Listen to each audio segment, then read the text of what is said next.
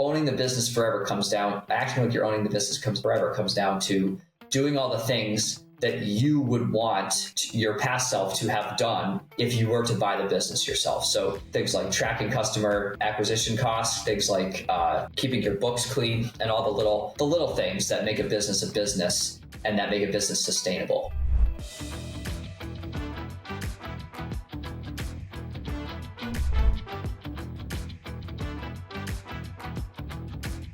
Hey everyone, welcome to another episode of Humans of Flippa.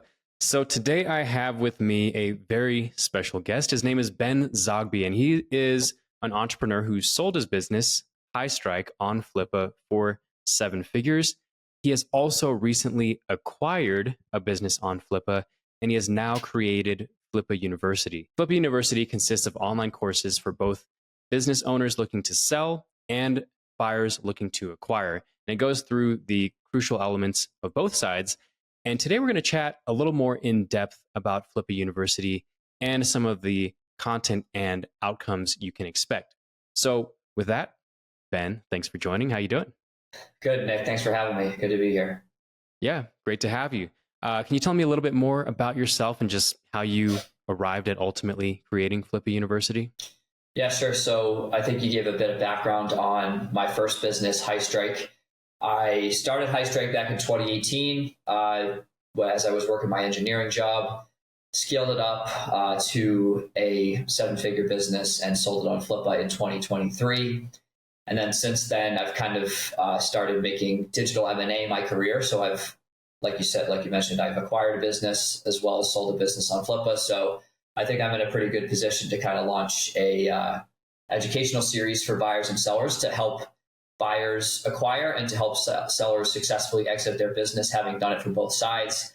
I think digital M&A in general, but specifically digital M&A, has really become a popular career now, especially over the last 5 years. And I think a lot of people are coming to the buyer table or seller table with not too much experience and kind of not really knowing what they're doing. So it was a great kind of opportunity to include some education and to launch a educational community around how to help buyers buy and how to help sellers sell. Yeah, and I really appreciate that we can have a conversation, since our audience does consist of sellers, operators, buyers, that we can have that conversation from all of the different hats that you have worn and are wearing at the moment. So just so I can get a quick summary, can you tell me what Flippa University is? So Flippa University is an educational course and community that helps buyers learn how to structure deals, how to finance deals, and how to find the right business that fits their investment thesis, and also helps sellers prepare their business for sale, figure out what it's valued at, and come to the table ready to, make a life-changing deal. Yeah, awesome. And what are your goals with Flippa University, or the outcomes, if you will? So on the sell side, the main goal is to help people who are on the fence about selling their business or who have decided to sell their business but don't know how to take the next step or get started. We want to help those sellers, A, be as prepared as possible for the process, and B, structure and achieve the best deal structure as possible. Because from my perspective, selling your business is, if you're doing it for the first time, it's a process that you really can't. It's really unlike anything else. Besides, if you've sold a house before, it's really a unique process that I think I learned as I went. And there are a ton of things that I could have told my 2022 self to make the deal be a little bit smoother, a little less bumpy. And I think a lot of sellers are in that camp too, where they're they don't really know what they don't know. And Flippa University exists to help sellers kind of navigate those pitfalls and get the best deal done as possible. And on the buyer side, we want to do the exact same thing to help buyers structure successful deals and buy the right business for them. So of the thousands of businesses listed on Flippa, it's my opinion that there is a right buyer for every business out there. Now, Flippa University's goal is to help buyers, especially first-time buyers, come to the table with a solid, sound investment thesis that they can then go and find a business that fits that investment thesis on Flippa.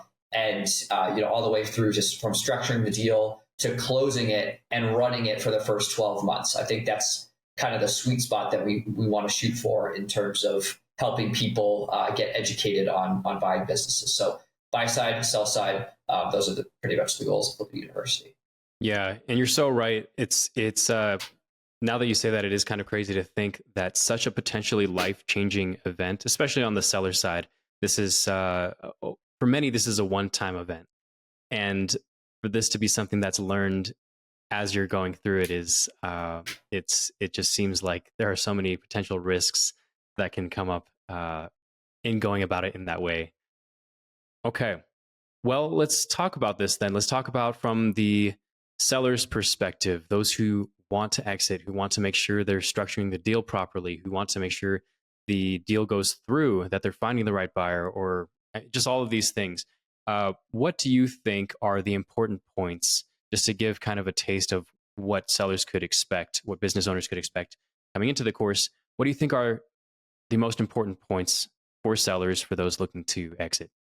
So yeah, that's a really good question, Nick. So first off, I'd say for sellers, the biggest common problem that I see when sellers want to sell a business is that they are the business.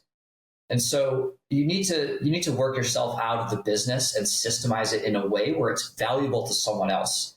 Because if you are the business and you get removed, then unfortunately your business is worth zero. And it's not really a business, it's a job. So first-time sellers especially need to be thinking about this process is they're not selling their job to another entrepreneur out there looking to acquire. They're selling a business. And in order for that business to be valuable, it needs to be properly systemized and they need to be worked out of the business. So owner dependency, number one. Number two, I'd say patience is probably the biggest skill or mindset that you can come into selling your business having, because this process, and especially for bigger deals, this process is going to take some time. If you're coming to the seller's table thinking you're going to get a deal done in 30 days, it's one of two things that's going to happen. You're going to burn yourself out, you're going to have your expectations too high, and then you're going to get disappointed, or you're going to settle for a deal that really doesn't make a ton of sense for you because it's rushed. So rushing a sale is also another huge mistake that we teach at Flippa University for sellers to. We don't want to rush a sale. We want to take our time. This is a life-changing process. And like you mentioned, Nick, a lot of people, they'll do this once and that's it. That'll be it. They'll have one chance to sell their business, and rushing it is a big pitfall we see as well. So that's number two. And then the third one, which I think is good practice whether you're selling or not, is you want to act like you're going to own the business forever. So all of the check boxes that make a successful, scalable, high profit margin, sustainable business are the same check boxes that make a sellable asset on Flippa to a buyer. And it's going to be the same criteria for buyers acquiring that it's going to be for you scaling your own business and maintaining it. So act like you'll own the business forever, do everything right, get all the small stuff right, keep track of everything, all the accounting, all the finances, all the SOPs, all the employees. Make sure that your business is a well-oiled machine, because it's going to benefit you to do that whether you sell or not. Yeah, that's such a good point. Even within the acting, what you just said at the very end about having something that is an attractive acquisition, even going back to working yourself out of the business, if it's enjoyable for you to manage, you're not working a full-time job in it, for example, you have efficient systems, that's an enjoyable experience for you. And that's kind of an indication that this would be an enjoyable acquisition for another. So with that being said, let's go back to the working yourself out of the business. Is that something that you personally did when you were starting to plan for the exit? Was that the point where you started to make these changes, or was it always your plan to have an exitable business, if that's even a word, kind of from the start? Yeah, so that's a really good question. So yes and no. So when I first started High Strike, I always knew I wanted to sell the business. That was always a goal of mine, was to sell the business. Now, as I scaled the business from nothing up to 7 figures a year. One of the trade-offs that I was comfortable making during the scaling process was allowing myself to be a bit more involved in the success of the business than an acquirer would like. And then reaching a pivot point where I would kind of go downhill and work myself out of the business once all of those kind of responsibilities were navigated by me. So instead of making hires as I was trying to figure out how the systems of the business worked, I did the systems of the business myself, figured out how the business operated, down to the micro layer, down to the customer acquisition, down to the SOPs, how to answer emails, like literally everything myself. And then once I learned how to do that, even though the business was dependent on me at that point, I started hiring people to take over those systems. So it was kind of a uphill and downhill structure to working myself out of the business. It was definitely a goal of mine at the start, but it wasn't something I necessarily tackled right away. Yeah. And does that influence when you were even going back to point zero, when you were thinking about what business to build, how to build your business, was that also a factor is as far as I know I want to exit, I know I need to therefore have this much profit margin in order to hire others to eventually replace me? Like, was that also part of that? Or was it more so, I just want to find product market fit and from there try to clean up my systems and make it a more exitable business? Yeah, so it was definitely a dash to product market fit. And then my thinking was, we'll figure everything else out after. Mm-hmm. So one of the best quotes I heard when I was first starting is like, first you fight to get something, right? Making your first $10,000 is the hardest part of any business. You fight to get something. And then once you get something, you can use the momentum that you've built to steer it in the direction that you want it to go long term. So the hardest part, like you said, was finding product market fit. Once we did that, and once we figured out that, okay, it costs $8 to find a customer and that customer is worth $400 to us, right? Once we figured out that process, the game becomes, all right, let's just put this in front of as many people as possible. And then once you're on that line, then you can start to systemize things. Then you can start to, prepare for an exit more so than when you're just first starting out. Yeah, definitely. You now going to point two, you said you need to be patient. When you were at the point of, let's start even before you actually listed your business for sale. Let's start with when you decided to prepare your business for sale. What was that process like, or how long was that process? And then what was the process like from once you listed to, going through that entire process? Right. So that's a great question. I like to think of the entire process like an iceberg, and the exit is the tip of the iceberg, and all the rest is the time and energy that it takes to structure your business so that it can be acquired. So to answer your question, most of the mental effort and the time was spent orienting the business in such a way that it would be desirable to a new buyer. And so once that was done, it was kind of just checking the boxes and finding the right buyer and getting the deal done and drafting the documents and signing the thing. That was a 7-month part of the process. The phasing myself out of the business, structuring for exit, and doing all the things I needed to do to make the business sellable was a 2-year process. Wow. And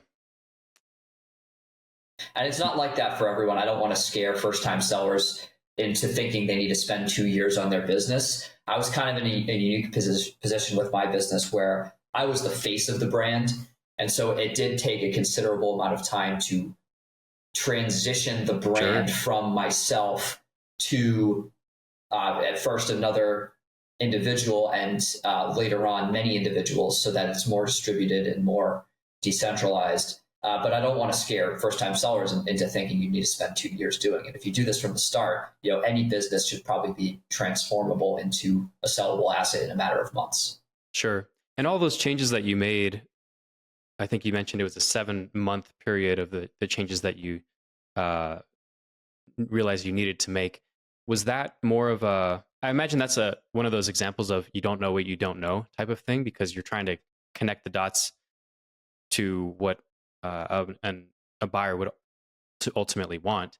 How did you know what to even do during that time, or what milestones or goalposts to go for? So I didn't really have a set roadmap of what I needed to do. I knew that I needed to first and foremost get myself out of the business, and it couldn't be dependent on me, because if someone else were to run this one day, they would need to have the keys to the castle. So the process really was oriented around first working myself out of the business, and that topic has so many subtopics that I've learned as I started to do it.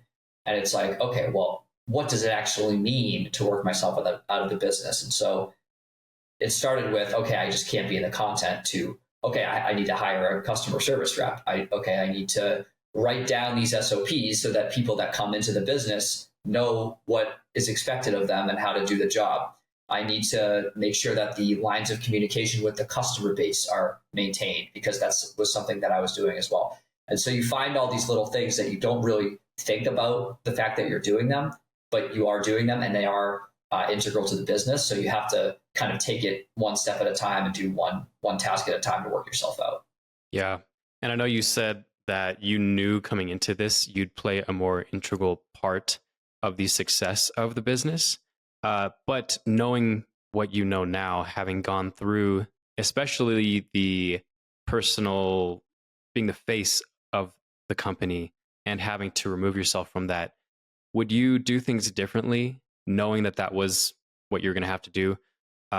More specifically, would you try to build a business without you being the face of it from the beginning? Or was that, do you think, instrumental in getting you to that success in the first place?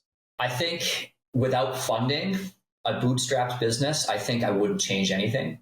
If I had funding, I think we could spend some money up front hiring someone to do the content and be the face of the business for some of that money, because the only reason I kind of put myself in the content to start was because I didn't have a choice. I didn't have anyone else to do it. And so I kind of had to pick up all the different responsibilities and pieces and do them myself, including making content.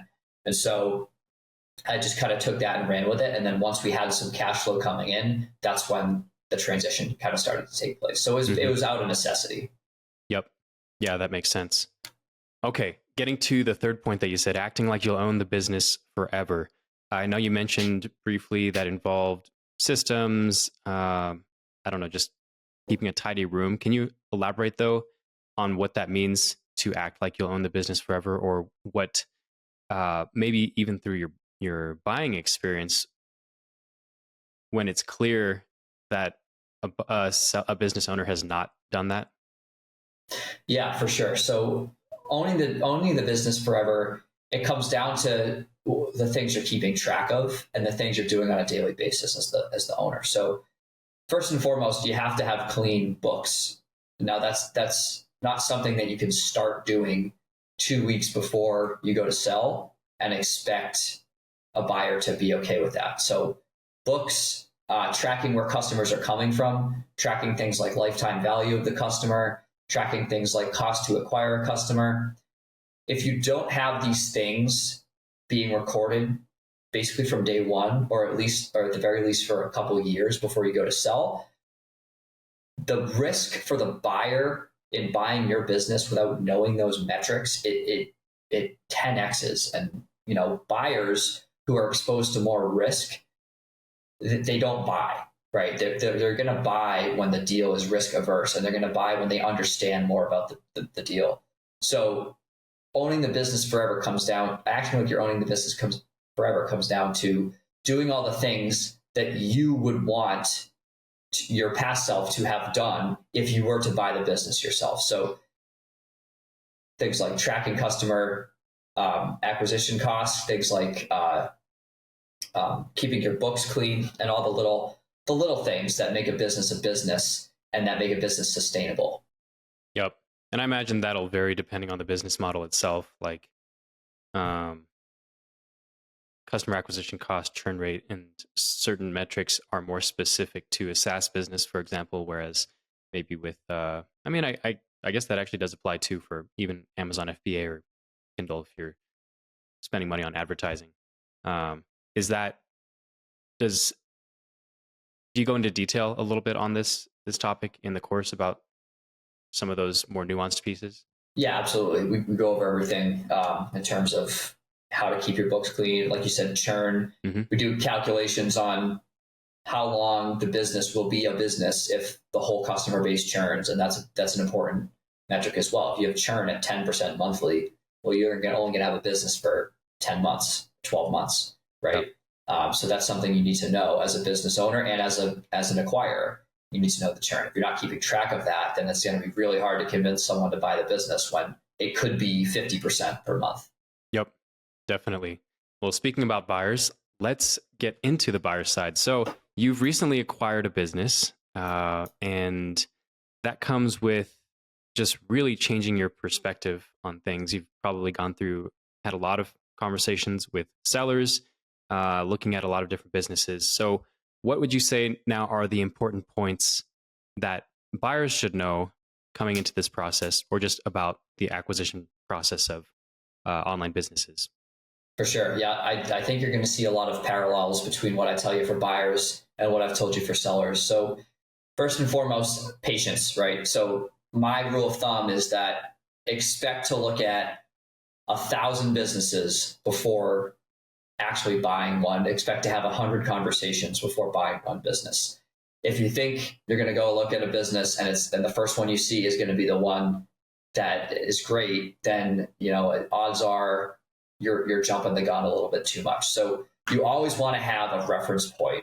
You always want to have a lot of businesses in your kind of on your watch list, if you will, that you're looking at to compare off of each other.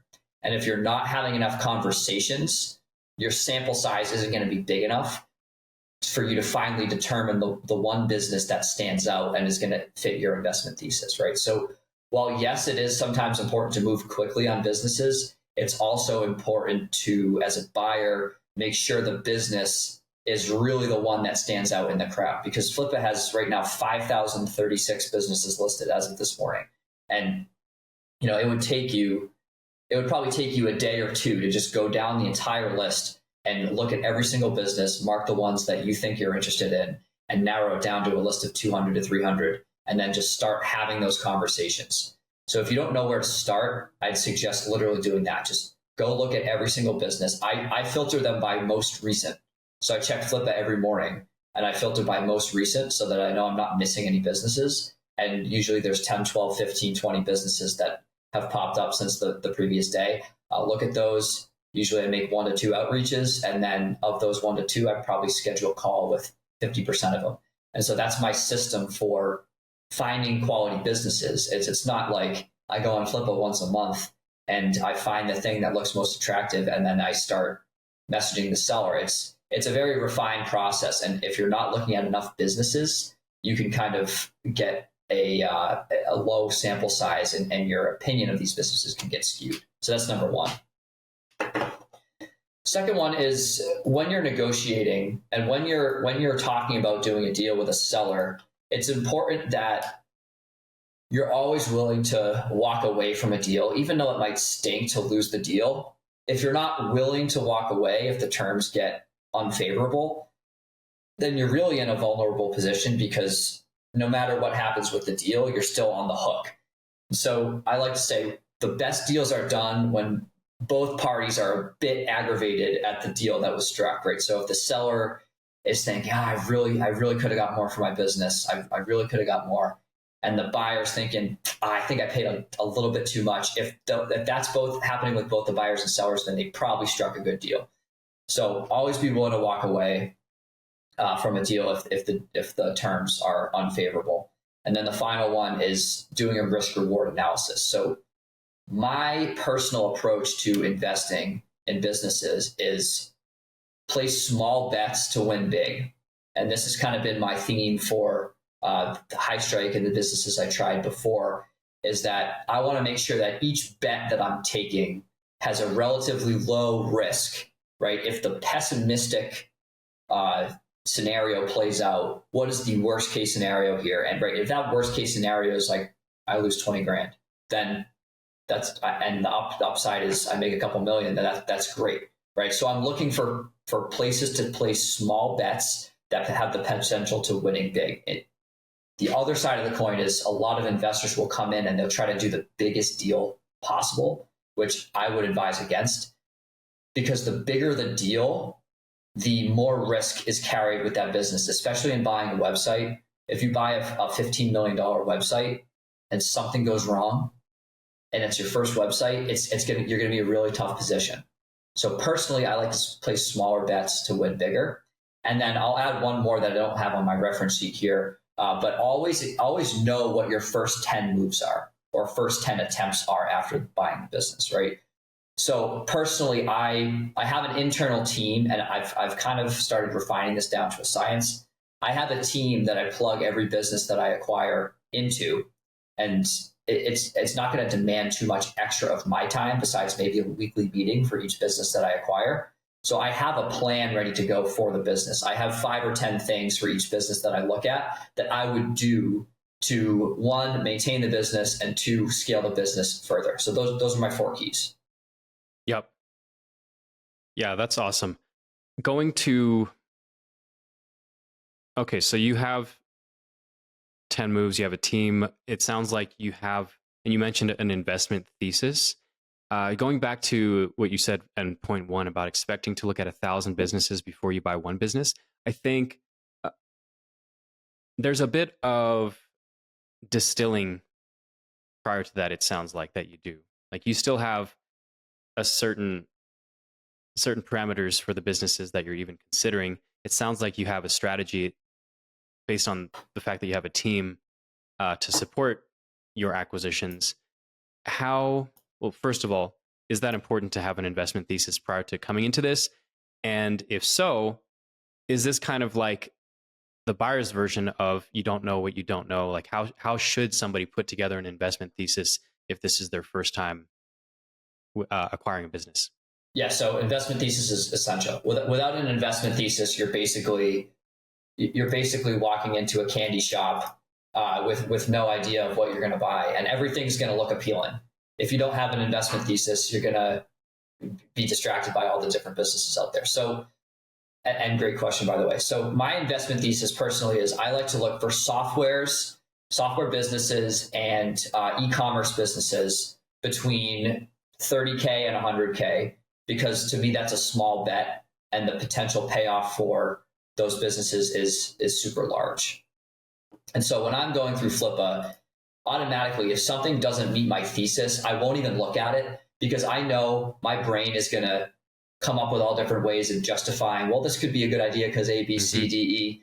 But the work it would require to manage that business and the skill sets that I would need to go out and obtain in order to run that business effectively and make it a good use of my time and my money, that is too much for me, because I could just go out and buy a business that I already know how to run, and one that fits into my existing teams and systems that I could just plug into the systems that I have.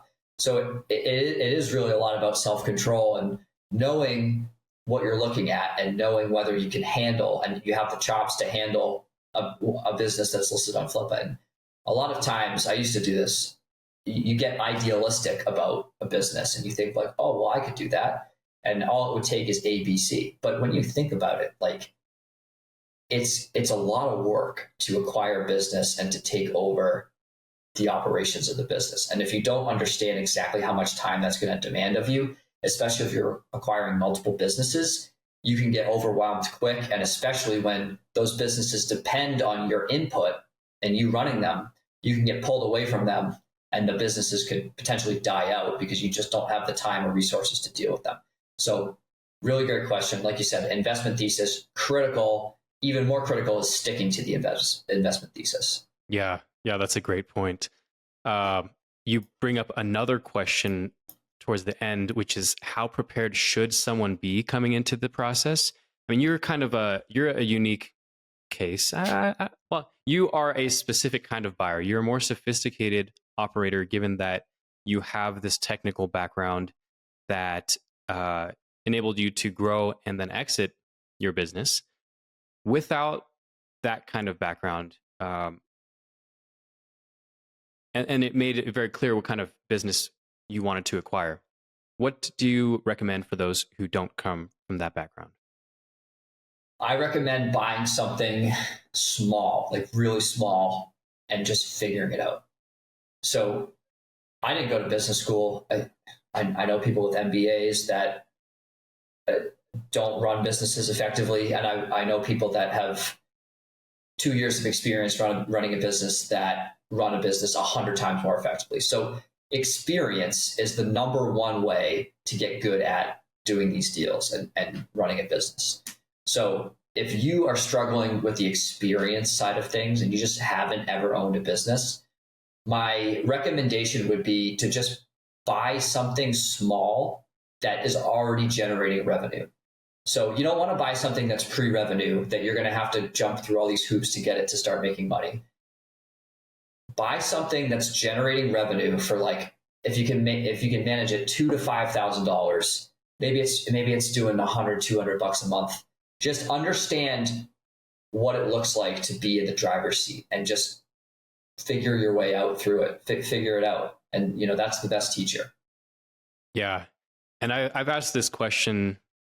Well, I've heard a few different perspectives on the size of the business that you should buy, and I've heard if you buy something, I think it was under 30K, consider that as your educational experience, because it's not a stable bet per se, but it's one that wouldn't hurt as much in the event that it does fold. Do you have a thought as far as a minimum that you think is, I don't know, a good, both educational form of education while also being a business that could potentially become a more sizable business? Yeah, I think it all comes down to operations. So you have businesses that have terrible operations that are listed for a lot of money, and you have businesses with great operations that are listed for a small amount of money. So I don't think buyers should be basing that decision off of the actual asking price. I think more what they should be looking at is, one, the note I said about making sure it's generating revenue. Make sure that there's at least some semblance of product market fit going on that you can take it with and run. And then number two is just be prepared for knowing what you're going to have to do to run the business. Now, this comes down to having conversations with the seller and getting a concrete list of all the daily responsibilities of the seller. And even if something's not in that list, kind of pushing a little further to see like exactly what you're going to have to do to run this business. Make sure you understand what that list is and make sure that list fits into your schedule. And then the most important one, I'd say, is make sure it's generating some kind of revenue. Yeah, absolutely. And it sounds like your goal is to acquire multiple businesses that are all operationally related, so your team can work on and manage all of those acquisitions. I imagine, though, there are buyers who don't want to acquire a portfolio, who want to buy one, maybe two businesses, don't want to have to manage a team. They want to treat it more like a one-person thing. Does that change the criteria that you use to look at businesses? Yeah, so I'd say my approach is more like buying a business, and the approach that you just talked about is more like buying a job for yourself. So we talk about the different reasons for making an acquisition, and you could have someone buying a business for supplemental income and for portfolio growth and for a place to invest and park money. And then you can talk about people buying the business for the reasons of a career migration. Maybe they don't like what they're doing anymore and they want at their 9-to-5 job, and they want to buy a business as their way of migrating their career into portfolio management or into running a software company. If that's the case, I'd say the biggest concern I would say to make sure are handled during your discovery process is to make sure that the business is generating enough free cash flow to do two things. Number one, service the amount of money that you need to live. So if you're pulling away from something else, make sure that you're going to be covering the expenses that you need to live off the cash flow. And number two, make sure you have enough left over to reinvest into the business for growth. So I'd say my rule of thumb is, on average, if you're buying a business and you want to grow it, you should make sure that there's at least 30% buffer in the net profitability for you to reinvest in growth and for you to cover unexpected expenses associated with you owning the business. Because a lot of times, as upfront as sellers can be, there are going to be other things that either fall through the cracks, they forget about, or that pop up that you're going to need to assume as expenses running that business that may not have been apparent from the listing or from your initial analysis of the business. Sounds like you might be speaking a little bit from personal experience of acquiring businesses yourself. Are there any things that you realized now that you have acquired a business that you didn't know coming into the process? Maybe that one being one of them. Yeah, so that's a good point. I did need to spend a bit of money. I spent probably 20% of the purchase price in, we can call them transactional operations. So things like hiring one more person to take over some stuff, paying for a couple different pieces of exposure for the business all across, right? So those are expenses that I incurred that the seller was not incurring, but I needed to in order to transition the business to myself and to my team and to make sure the business was viable in a new environment. And so I'd say when you're buying a business, always budget more for those types of things than you think you need. And there was a second part to your question. I'm sorry, I forgot it. No, that was pretty much the question. Like, is there anything you realize now that you've gone through the process that you didn't know going into it? For sure, yeah. I'd say the number one thing is that you're never going to know the business as well as the seller or the founder. So the founder is the person. You can run it for 5 years. You'll never know it as well as the seller because they're the one that created it. And after you realize that, that's okay. You can operate under that realization, but just understand there's going to be things that you don't know that you're going to have to figure out as you go. Yep, absolutely. Which I think is important to have that list that you mentioned about knowing your first 10 moves. Can we go touch on that a little bit? It sounds like, well, again, you have the experience of growing your business from 0 to 1, and then well beyond. This is also an example of I don't know what I don't know. So should a new buyer come into this, before they even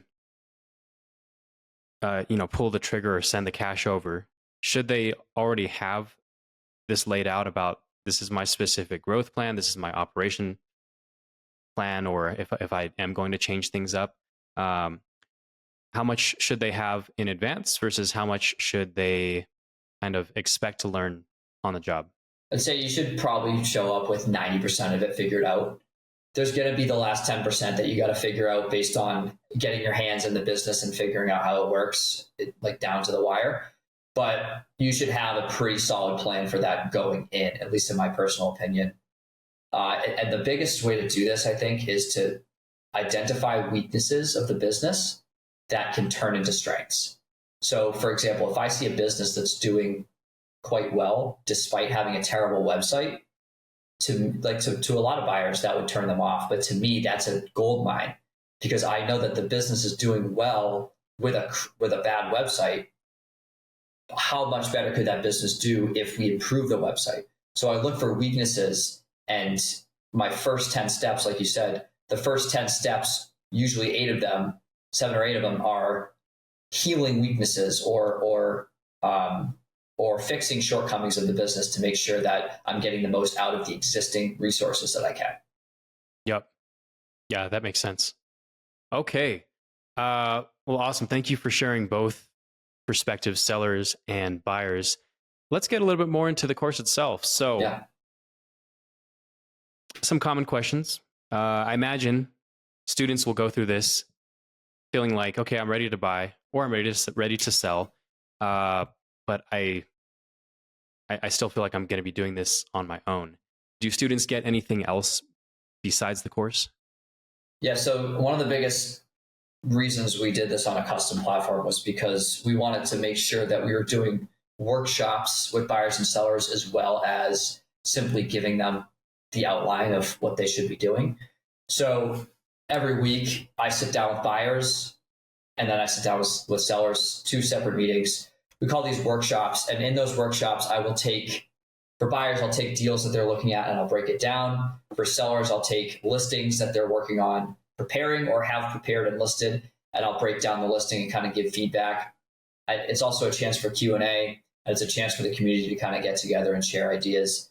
So it's not just like we throw a course at you. It's a whole we call it a modern approach to learning. So there's the course, there's workshops. We also have, I've embedded an AI agent into the platform as well. So you can chat with the AI agent and kind of, if you don't feel like going back through the course and trying to figure out where you heard a bit of information or not, at what point you heard that information, you can just chat with the assistant, and the assistant will be able to tell you in a few bullet points what you're looking for. So that simplifies the process as well. And I think that the biggest thing is the weekly workshops that are going to be valuable to the buyers and sellers. Yeah, that's awesome. Well, Ben, how can people learn more? Just get into contact with you or just learn more about the course? So if you have any questions, you can feel free to reach out to me on LinkedIn. There's just Ben Zogby. I think there's only one Ben Zogby in the world, at least on LinkedIn. And then if you're ready to go, you can go to university.flippa.com.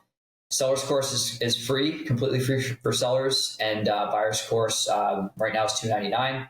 So happy to walk you through the details. If you want, just reach out to me on LinkedIn. And I believe the Flippa support team is also available for questions as well. Yep, definitely. And I'll leave your LinkedIn in the show notes once we get this video out.